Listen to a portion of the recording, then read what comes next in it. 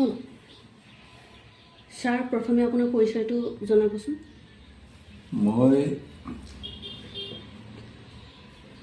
মই ডক্টৰ নিপেন বৰুৱা মই দেৱৰাজা মহাবিদ্যালয়ৰ ৰসায়ন বিভাগৰ প্ৰাক্তন মুৰব্বী অধ্যাপক হিচাপে কাৰ্যনিৰ্বাহী 2020 31 ডিচেম্বৰ মই ৰিটায়াৰ হৈছোঁ আপোনাৰ পৰিয়ালত কোন কোন আছে মোৰ পৰিয়ালত মোৰ পত্নী আছে আৰু মোৰ ল'ৰা এটা হয় তেওঁ বৰ্তমান বিদেশত কৰ্মৰত হয় ইতিমধ্যে আপোনালোকে গম পাইছে তেওঁৰ সাফল্যৰ কথাখিনি আপোনাৰ সন্তানে গোলাঘাটৰ দৰে এক অঞ্চলৰ পৰা গৈ গোলাঘাট অসমৰ লগতে দেশজুৰি চৰ্চা লাভ কৰাত প্ৰথমে চিন্ময় বৰুৱাৰ লগতে আপোনাকো আমি অভিনন্দন জ্ঞাপন কৰিছোঁ ধন্যবাদ হয় আপোনাৰ সন্তানে বিশ্বতে খলকনি লগাইছে আপোনাৰ প্ৰথম প্ৰতিক্ৰিয়া কেনেকুৱা অসমীয়া ল'ৰা হিচাপে মই ভাবোঁ এইটোতো মই মোৰ পুত্ৰই নহয় মোৰ অসমীয়া ল'ৰা হিচাপে মই গৰ্ব কৰোঁ অকল চিন্ময়ে নহয় যিমানখিনি অসমীয়া ল'ৰাই ইমান সীমিত সুবিধাৰ মাজত থাকি অসমত যিবিলাক কাম কৰিব পৰা নাছিল বাহিৰত ওলাই গৈ তেওঁলোকে যিখিনি কৰ্ম কৰিছে প্ৰত্যেকজন পিতৃ মাতৃ ইয়াৰ কাৰণে ধন্যবাদৰ পাত্ৰ আৰু প্ৰত্যেকজন যিসকল ব্যক্তি ইয়াত জড়িত হৈ আছে যিকোনো ফিল্ডতে আমি সকলো অসমবাসীয়ে তেওঁলোকক লৈ গৌৰৱ কৰা উচিত ছেমি কণ্ডাক্টৰ ক্ষেত্ৰত চিন্ময় বৰুৱাই আগ্ৰহ প্ৰকাশ কৰাৰ ক্ষেত্ৰত তেওঁৰ নিজা প্ৰচেষ্টা নে আপোনাৰো পৰামৰ্শ আছিল নাই চিন্ময় প্ৰথম পঢ়িছিলে ব্লু ভেলী স্কুলত প্ৰাইমেৰী শিক্ষা তাৰপিছত বিবেকানন্দ কেন্দ্ৰ বিদ্যালয় তাৰপৰা সুখ্যাতিৰে পাছ কৰি তাৰপিছত গুৱাহাটী গুৰুকুল গ্ৰামাৰ স্কুলৰ পৰা হায়াৰ ছেকেণ্ডেৰী পাছ কৰি কাজিৰঙা ইউনিভাৰ্চিটিৰ পৰা ৰসায়ন শাস্ত্ৰত তেওঁ প্ৰথম শ্ৰেণী প্ৰথম স্থান অধিকাৰ কৰিছিল তাৰপিছত তেওঁ মানচেষ্টাৰ ইউনিভাৰ্চিটিৰ অধ্যয়নৰ কাৰণে গৈছিল সেইটো তেওঁলোকে MS কোৰ্চ বুলি কয় MS কোৰ্চ কেমেষ্ট্ৰি এডমিশ্যন লৈ স্পেচিয়েল পেপাৰ হিচাপে মেটেৰিয়েল ছায়েন্স লৈছিল এই মেটেৰিয়েল ছায়েন্স পঢ়ি থাকোঁতে সাধাৰণতে কি হয় মেটেৰিয়েল ছায়েন্সৰ লগত তেওঁলোকৰ মেকানিকেল ইঞ্জিনিয়াৰিঙৰ কোৰ্চটো প্ৰায় অলমষ্ট একে হয় তাত তেওঁলোকে একেধৰণৰ কাম কাজ আৰম্ভ কৰিছিল আটাইতকৈ ডাঙৰ কথা হ'ল কি তেওঁলোকৰ প্ৰত্যেকজন ষ্টুডেণ্টৰ লগত একোজন মেণ্টৰ একোজন চাইক'লজিষ্ট তেওঁলোকে লগ লগাই দিছিল আৰু তেওঁলোকেই চাই চিতি পেলাই প্ৰত্যেকজন ষ্টুডেণ্টকে নিজৰ নিজৰ কোন ফিল্ডৰ প্ৰতি তেওঁ ধাউতি বেছি চিলেক্ট কৰি তেনেদৰে লৈ গৈছিল আৰু চিন্ময়কো তেনেকৈ লৈ গৈছিল এই ক্ষেত্ৰত মাইক এণ্ডাৰছন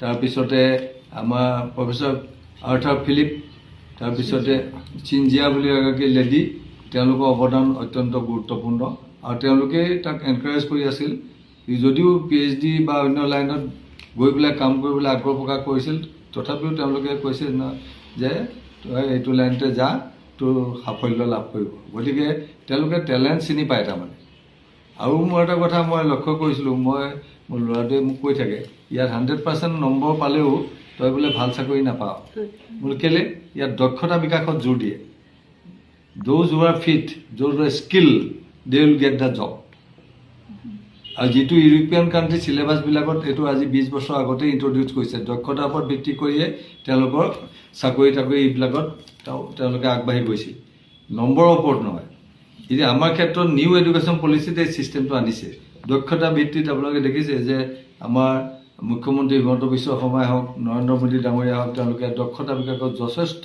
তেওঁলোকে পইচা পাতি খৰচ কৰিছে আৰু ছাত্ৰ ছাত্ৰীসকলক উপকৃত কৰিব পৰাকৈ তেওঁলোকে বিভিন্ন আঁচনি লৈছে তাৰ অন্যতম এটা চিন্তা হৈছে জাগিৰোডৰ ছেমি কণ্ডাক্টৰ প্ৰকল্প এই ছেমি কণ্ডাক্টৰৰ জৰিয়তে কোন কেনেকৈ লাভৱান হ'ব বুলি ভাবে আপুনি অলপ জনাওক মানে ছেমি কণ্ডাক্টৰ মানে অৰ্ধপৰিবাহী পৰা কোন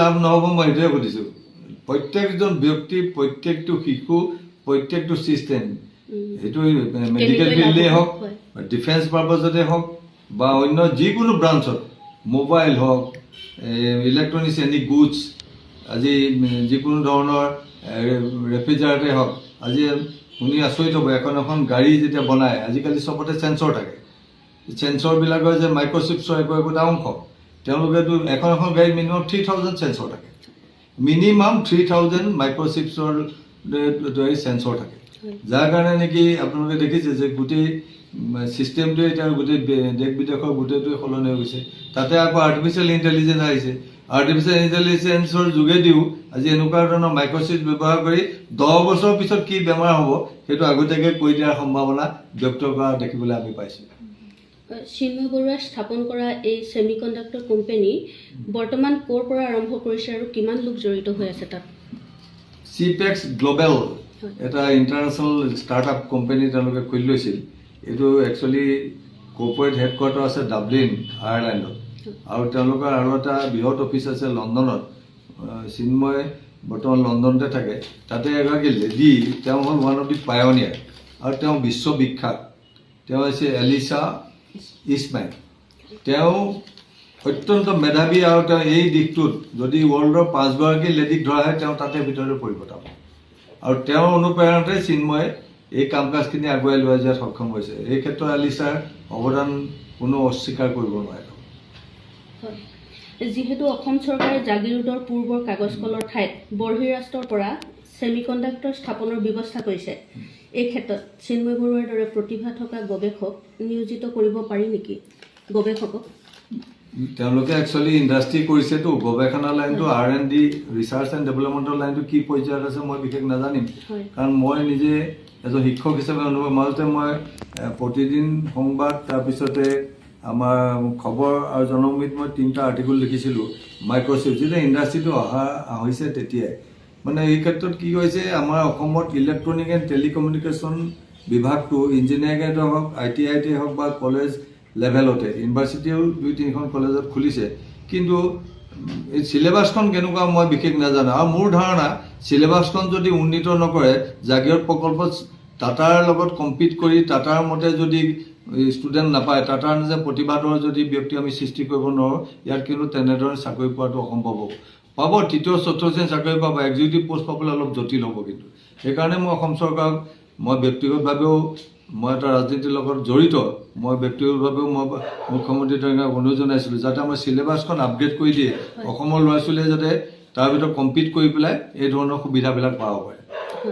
মানে এই ছেমিকণ্ডাক্টৰ কোম্পানীৰ জৰিয়তে মূলতঃ কি কি সামগ্ৰী উৎপাদন হ'ব পাৰে বুলি আপুনি ভাবে বা পাৰিব? ছেমিকণ্ডাক্টৰ ক'ত নাই, ইলেক্ট্ৰনিক এনি মেটেৰিয়েলছ যি হওক, এটা সাধাৰণ মোবাইল ফোনবিলাক গোটেইটো ছেমিকণ্ডাক্টৰে চলি আছে।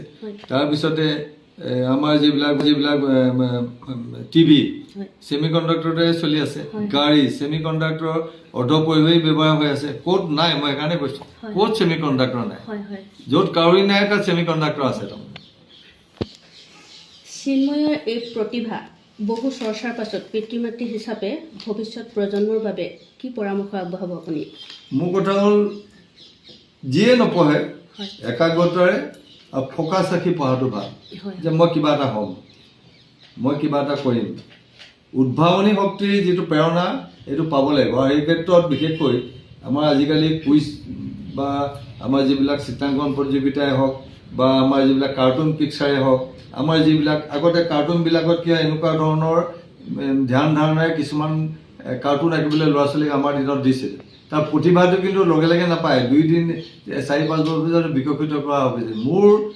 মোৰ একচুৱেলি ফ'কাছটো কি, ষ্টুডেণ্টৰ ফ'কাছটো কি, সেই ফ'কাছটো কিন্তু জনাটো আমাৰ দৰকাৰ।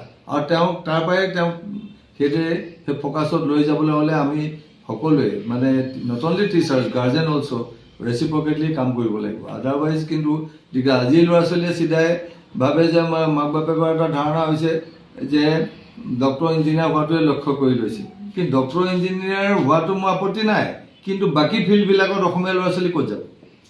আজি অসমীয়া ল'ৰা এটাই যদি এটা ইণ্ডাষ্ট্ৰি খুলি 20টা অসমীয়া ল'ৰাক সংস্থাপন দিব পাৰিছে, তাতকৈ মই মোৰ জীৱনত শান্তি একো নাথাকে। আৰু মই মোৰ ল'ৰাক কৈ আছোঁ, তই 2-3 বছৰ থাক, তই অসমলৈ ঘূৰি আহ, অসমৰ স্বাৰ্থত কাম কৰ। যিহেতু মই এটা জাতীয়বাদী দলৰ মানুহ, সেইকাৰণে মই জাতীয়তাবাদৰ ধাৰণাই কথাবিলাক চিন্তা কৰোঁ। মই অসমত মাটিত থাকি অসমীয়া ল'ৰা ছোৱালী উপকৃত হোৱা কাম কাজ কৰাটো বিচাৰোঁ। আমাৰ সফলতা আপোনাৰ অনুভৱ কওকচোন। অনুভৱটো মানে কৈ শেষ কৰিব নোৱাৰি। হয়, মই খুবেই আনন্দিত, আৰু বিশেষকৈ মানে মই সি যাতে লাষ্ট 2 years মানে সি ঘৰতেই কৰিছিলে গোটেই কামখিনি, সেইকাৰণে মই প্ৰতিটো ক্ষেত্ৰত মই ইমানেই এলাৰ্ট আছিলোঁ, সি যাতে কোনো বস্তুৰ মানে অভাৱ, যিকোনো ক্ষেত্ৰত খোৱা বা এনেই ঘৰখনত থাকিলে বহুত পৰিস্থিতিৰ সন্মুখীন হ'বলগীয়া হয়, মই তেনেকুৱা একো যাতে সি প্ৰেছাৰ নাপায় তেনেকৈ মই তাক কেয়াৰ লৈছিলোঁ। এই কেয়াৰটো মানে এতিয়াৰ পৰা নহয়, মানে মেট্ৰিক দিয়াৰ পৰা হায়াৰ ছেকেণ্ডেৰী মই তাৰ লগত গুৱাহাটীত 2 বছৰ আছিলোঁ। গতিকে মোৰ কণ্ট্ৰিবিউশ্যনটো কি মানে তাৰ লগত চিন্ময়ে সি সদায় এইটো অনুভৱ কৰে আৰু সি সেইটো স্বীকাৰো কৰে। এওঁতো এওঁ ভাগেই যায়, কিন্তু মই তাৰ লগত সদায় লাগি আছিলোঁ যাতে সি তাৰ নিজৰ মানে হেৰি কৰিব পাৰে কামখিনি। মানে গতিকে মোৰ ভালেই লাগিব। ৰেয়াৰ আৰ্থ মেটেৰিয়েলবোৰ লাগে।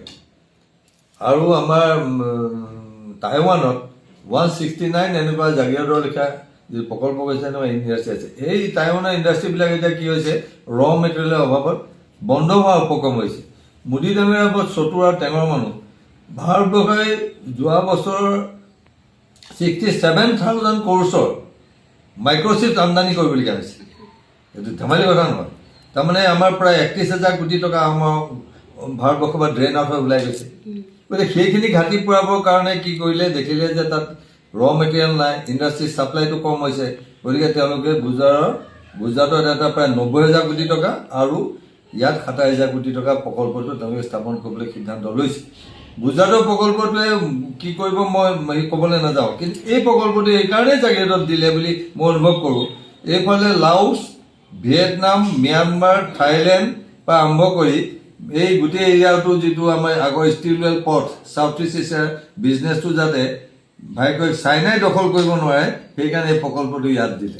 আৰু যাৰ কাৰণে নেকি আমাৰ অৰ্থনীতি সবল হ'ব আৰু ভাৰতবৰ্ষই বিশ্ব বজাৰত এইটো দখল কৰিব পাৰিব। আৰু এইটো কাৰণে মই যোনেই যি নকওক, এইকাৰণে আমি নৰেন্দ্ৰ মোদী চৰকাৰক ধন্যবাদ দিব লাগিব। এইকাৰণে হিমন্ত বিশ্ব শৰ্মাক ৭৭ও এইটো ধন্যবাদ দিয়াটো উচিত। অদূৰ ভৱিষ্যতে অসমৰ 30 লাখতকৈ অধিক ল'ৰা ছোৱালী ইয়াৰ পৰা ডাইৰেক্টলি ইনডাইৰেক্টলি উপকৃত হ'ব বুলি মই ব্যক্তিগতভাৱে ভাবোঁ। বৰ্তমানৰ উচ্ছৃংখল যুৱ প্ৰজন্মৰ বিপৰীতে চিন্ময় বৰুৱা, তাৰ বিষয়ে আপুনি কওকচোন অলপ। নহয়, উচ্ছৃংখলতা হোৱাৰ কাৰণবিলাক আমি উলিয়াব লাগিব। তাৰ কাৰণে কিন্তু সমাজখনৰ দায় খাব নোৱাৰিব। পুলিচক, প্ৰশাসনক, আইনে কোনো ধৰণৰ এনেকুৱা উচ্ছৃংখলতা এটা পৰ্যায়লৈকে পাৰিব, তাৰ পিছৰ পৰ্যায়ত নোৱাৰে। মই যে কৈছোঁ যে এইটো ৰেচিপ্ৰকেট হ'ব লাগিব, বহুত গাৰ্জেন, এনেকুৱা ষ্টুডেণ্টছ আৰু আমাৰ সমাজ ব্যৱস্থা। এতিয়া আমাৰ কি হয়, বহুত কাম কাজ আমি দেখিছোঁ, আমি চিধাই প্ৰশাসনক দুখ দি দিওঁ, চিধাই পুলিচ এডমিনিষ্ট্ৰেশ্যনক দুখ দি দিওঁ। তেওঁলোকৰ এতিয়া তেওঁলোকে যদি এজন এনেকুৱা উচ্ছৃংখল যুৱকক ধৰি আনে, কিবা কিবি কাৰণত উচ্ছৃংখলতা কৰি সমাজখনত বিশৃংখল হৈ যায়, পিছপাকতে দেখিব সেই উচ্ছৃংখল যুৱকজনৰ হৈ গাৰ্জেন গৈ থানা পাবগৈ, তেওঁক সহযোগ কৰা 3-4জন মানুহ থাকিব। যাৰ কাৰণে পুলিচেও আজিকালি যেনে তেনে কি কৰে, সমাজখন যাতে বেয়া হৈ নাযায়, ল'ৰা ছোৱালী ভাল পথলৈ শুধৰণি হ'বৰ কাৰণে পুলিচৰ অলপ কিছু হ'লেও পুলিচে সকাহ দিবৰ কাৰণে ব্যৱস্থা কৰি দিয়ে। কিন্তু মই যিটো দেখিছোঁ, যুৱ উচ্ছৃংখলতাৰ মূল কাৰণটো হৈছে, মই কৈছোঁ ইয়াৰ কাৰণে মাক বাপেকো কিন্তু দায়বদ্ধ। মই ঘৰত ল'ৰাটোৱে কি কৰিছে, ৰাতি মদ খাই আহিছেনে, ৰাতি ড্ৰাগছ খাই আহিছেনে, মোৰ মানুহজনীয়ে, মই যদি নাজানো, মই যদি কাইলৈ টকা 50,000 ইয়াত লৈ আহোঁ, মোৰ মানুহজনীয়ে মোক সুধিব লাগিব যে তুমি দৰমহা পোৱা 60,000, আজি 50,000 টকা এক্সট্ৰা টকা ক'ৰ পৰা আনিলা, কেনেকৈ, কিয় আনিলা? এইটোতো সোধা অধিকাৰ মোৰ মাইকী মানুহজনী থাকিব। গতিকে এই ক্ষেত্ৰত এই ব্যৱস্থাবিলাক যদি শুধৰণি নহয়, তেতিয়াহ'লে এইটো নহয়। আৰু যিখিনি আমি দেখিছোঁ, সাধাৰণ এটা বাৰ্থডে পাৰ্টি, সাধাৰণ এটা কিবা পাতিলে মটৰচাইকেলখন দি দিয়ে।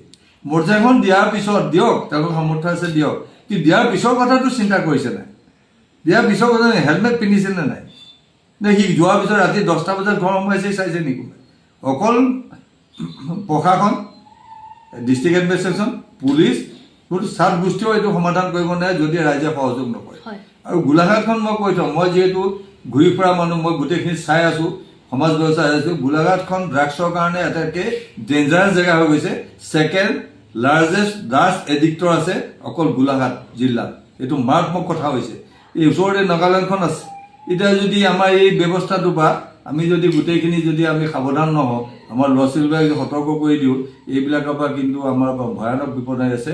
আহি থকা দিনত এইবিলাক আমি ৰোধ কৰিব ব্যৱস্থা কৰিব লাগিব। আৰু ইয়াৰ প্ৰধান কাৰণটো হৈছে স্পৰ্টছ এক্টিভিটিজটো কমি গৈছে ল'ৰা ছোৱালী। স্পৰ্টছ মানে পাটিয়ালা নেশ্যনেল স্পৰ্টছ চেণ্টাৰত এটা ট্ৰেইনিং দিয়ে, তাত লিখা থাকে বেনাৰখন, sports is the only medicine against drugs. কোন সময়ত ল'ৰা ছোৱালীবিলাকে এই কামবিলাক কৰে? 3টা বজাৰ পৰা ৰাতি 9টা বজাৰ ভিতৰত। আগতে আমাৰ দিনত স্কুলৰ পৰা আহিয়ে বল খেলিবলৈ গুচি গ'ল, স্কুলৰ পৰা আহিয়ে তোমাৰ বেডমিণ্টন খেলিবলৈ গুচি গ'ল। আজি কিন্তু এইটো নাই।